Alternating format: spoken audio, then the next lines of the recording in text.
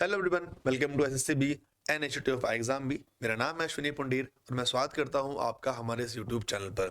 आप सभी जानते हैं double A I junior executive common cadre के जो एग्जाम्स हैं वो ओवर हो चुके हैं। और इस ये वीडियो बनाने का मोटिव जो है मेरा वो ये है कि अभी जो इस एग्जाम की जो कट ऑफ है वो कितनी रहने वाली है, प्लस आपकी जो आंसर कीज इफ अगर वो आती हैं या फिर आपका रिजल्ट जो भी चीजें आने वाली हैं इसके बारे में हम सारी चीजें जो है वो बात करेंगे इसके बारे में। तो स्टार्ट करते हैं इस वीडियो को। इस वीडियो के अंत तक जरूर देखिएगा। ज्यादा बड़ा वीडियो मैं नहीं रखूंगा और इस चैनल को सब्सक्राइब जरूर कर लीजिए ऐसी अपडेट्स के लिए। तो स्टार्ट करते हैं इस वीडियो को। आप सभी ने देखा कि हमारा जो एग्जाम था वो आपका हमारा 14 अक्टूबर और 15 अक्टूबर को हुआ था। टोटल हमारी उसमें वहां पर 5 शिफ्ट हुई थी, है ना। 14 को इन्होंने 3 शिफ्ट कराई थी और 15 को उन्होंने 2 शिफ्ट में एग्जाम को कंडक्ट कराया था। एग्जाम आपका स्टार्ट हो गया था बेसिकली। जब ये एग्जाम स्टार्ट हुआ था तो प्रॉब्लम बहुत ये जा रही थी कि एग्जाम कौन करा रहा है, एग्जाम मतलब क्या पैटर्न रहेगा, 5 ऑप्शन रहेंगे, 4 ऑप्शन रहेंगे। बट धीरे धीरे आते आते ये चीजें एग्जाम अथॉरिटी ने क्लियर कर दी थी कि एग्जाम जो है वो आईपीएस कराएगा और उसके बाद क्या है आपके ऑप्शन जो है 5 रहने वाले हैं। बट जो उन्होंने सैंपल दिया था उस सैंपल ने आईबीपीएस के जो बैंकिंग आईबीपीएस ज्यादा हमारा बैंकिंग एग्जाम्स कराता है उसमें उतनी झलक नहीं थी बैंकिंग की कि बहुत ज्यादा बैंकिंग पैटर्न था। बट हाँ, सिलेबस आपका एसएससी बेस्ड था तो आपके कुछ कुछ पार्ट जो है वो बैंकिंग से उठा लिए गए थे। बट ओवरऑल जो आपका जो झुकाव ज्यादा था वो एसएससी के वाले पार्ट की तरफ था। ये हमें इन 5 पेपर के बाद देखने के लिए मिलता है। तो आपका पैटर्न क्या था, आपके जो जीआई और रीजनिंग थी वो आपकी 40 question 40 marks, general awareness 35 question 35 marks, English comprehension 35 question 35 marks, quants 40 question 40 marks. Total आपका 150 नंबर का आपका यहाँ से पेपर बना है। 2 घंटे का आपको यहाँ पर टाइम जो है वो मिला था, है ना। ये सारी चीजें आप सभी जानते हैं। अब क्या हुआ था एग्जाम में क्या हुआ था कि 14 अक्टूबर को जो शिफ्ट थी फर्स्ट सेकंड थर्ड और फर्स्ट सेकंड ऐसे करके यहाँ पर शिफ्ट जो हुई थी। तो पहली शिफ्ट जो थी ना वो इजी थी, वो इजी आ गई थी। क्योंकि देखिए इजी का मतलब ये नहीं है कि आपने वहां पर 150 में से 150 क्वेश्चन कर दिए, बट कंपैरेटिवली वो बहुत इजी थी।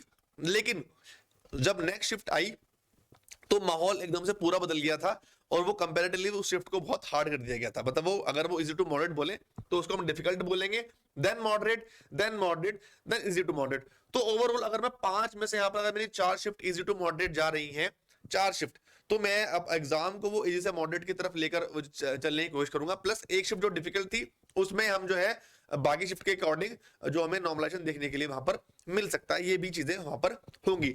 अब अगर बात करें इजी टू मॉडरेट की अगर बात करें तो सीधा कट ऑफ पर आते हैं। क्योंकि अगर देखो 2-3 फैक्टर है आपकी यहाँ पर 237 समथिंग पोस्ट है जो अभी मैं रिकॉल कर पा रहा हूँ, प्लस 3-3.5 लाख बच्चों ने यहाँ पर जो है फॉर्म फिल किया है।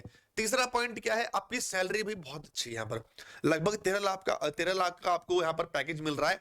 तो अब पेपर चाहे कितना भी हलवा है, कंपटीशन बहुत है, तो कट ऑफ तो देखो हमें थोड़ी बहुत अच्छी हमें देखनी पड़ने के लिए मिल सकती है। और पेपर जो है इतना भी आसान नहीं था कि सब लोगों ने उसको बहुत आसान बता दिया, ठीक है। बट स्टिल इसमें अगर 150 में से अगर उनको छटनी करनी है, उनको चीजें निकालनी है, तो इजी सा मॉडरेट में मैं यहाँ पर 125 प्लस के आसपास जो मैं अटेम्प्ट्स थे मैं उनको लेकर यहाँ पर चलता हूँ। डिफिकल्ट में हम यहाँ पर 110 के 100 के आसपास या 110 के आसपास मैं उसको यहाँ पर लेकर चल सकता हूँ। प्लस यहाँ पर भी सेम, यहाँ पर भी सेम, यहाँ पर भी सेम। तो ओवरऑल जो कट ऑफ का जो मेरे को आइडिया यहाँ से लग पा रहा है इन सारे फैक्टर्स को मिलाने के बाद, तो कहीं ना कहीं आपका भाई अगर देखा जाए तो 115 प्लस माइनस 5 इसके आसपास आपकी कट ऑफ जो है वो घूम सकती है। इसके आसपास वो कट ऑफ घूमेगी। 5 का डिफरेंस देखो भी लेके चलना पड़ेगा। यहाँ पर एग्जाम मैंने नहीं बना है, मैं ना उसको प्रेडिक्ट कर सकता हूँ प्रॉपरली, सिर्फ ये अनुमान है। तो +5 -5 का आपको जो है वो आइडिया लेकर चलना पड़ेगा। इतनी कट ऑफ जो है आपकी वो जा सकती है इस पूरे के पूरे पार्ट के अकॉर्डिंग। रही बात दूसरी पॉइंट जो इस वीडियो का दूसरा पार्ट है वो था हमारा क्या, आंसर की के बारे में। अगर मैं आपको थोड़ा सा पीछे लेकर चलूं, जो आपके AA ETC के जो फॉर्म पहले आए थे, क्योंकि ये वाला एग्जाम जो है वो फर्स्ट टाइम हो रहा है। जेई में कॉमन कैडर का, एग्जीक्यूटिव का, फाइनेंस का, आपका लॉ का, ये एग्जाम पहली बार हो रहे हैं। इससे पहले एग्जाम नहीं हुए। ईटीसी के फॉर्म एग्जाम पहले हो चुके हैं। हालांकि जो नया वाला ईटीसी का जो नोटिफिकेशन है वो भी आउट हो चुका है, उसकी भी फॉर्म फिलिंग स्टार्ट हो गई है। बट जो पुराने होते थे उसमें क्या होता था, जो उनकी आंसर कीज जो आती थी वो मैक्सिमम 4-5 दिन के अंदर अंदर जो है उनकी उनकी उनकी जो आंसर की है वो आ जाती थी एग्जाम निकलने के बाद। अब यहां पर दिक्कत ये है कि आईपीएस तो आंसर की देता नहीं है, आईपीएस तो सीधा आपको कट ऑफ, आपको रिजल्ट देगा कि आपका हुआ है नहीं हुआ है, फिर बाद में आपके वो मार्क्स रिलीज करेगा, रिजल्ट ऐसे देता है।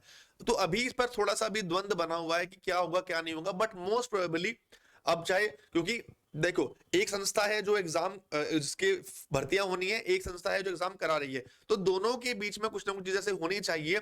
टाइम लिमिट मेरे ख्याल शायद एक हफ्ते का 5 दिन का वही रहेगा, बट उसमें आपको आंसर की देखने को मिलेगी या रिजल्ट देखने के लिए मिलेगा।